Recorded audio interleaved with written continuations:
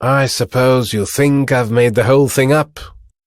No, not necessarily. I remember doing exactly the same thing once in a foreign city.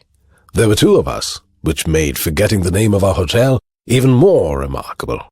Luckily, we remembered that it was on sort of a canal. When we got to the canal, we were able to find our way back to the hotel. Remember that, Norman? Oh, in a foreign city I wouldn't mind so much. One could go to one's embassy and get help there. Here, in one's own country, it feels far more foolish to go about forgetting names. Unless I can find some decent chap to believe me and lend me some money, I will probably have to spend the night out in the open. Anyway, I'm glad you don't think I'm telling you an impossible tale. Of course, the weak point of your story is that you can't produce the cake of soap. I must have lost it. You lost your hotel and a cake of soap in the same afternoon? Looks like extreme carelessness to me. Such a pity. Going out to get his own soap was the only true-sounding part of the whole story. But he didn't realize how that could become a problem.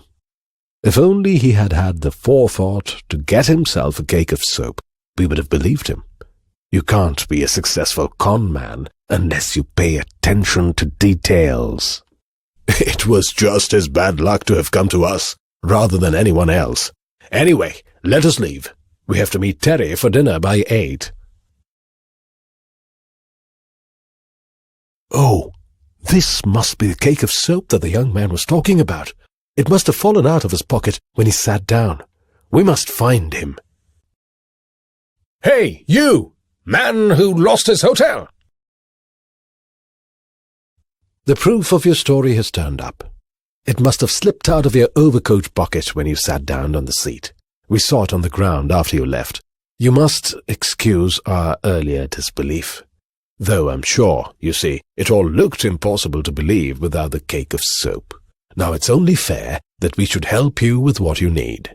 If the loan of a sovereign is any good to you, here is my card with my address. You can return the money any day this week. And here is the soap. Don't lose it again. It's been a good friend to you. Lucky thing you're finding it. Thank you.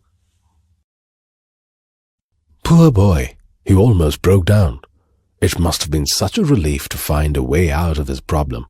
It's a lesson to us not to be too clever in judging people by circumstances. Have you lost anything, sir?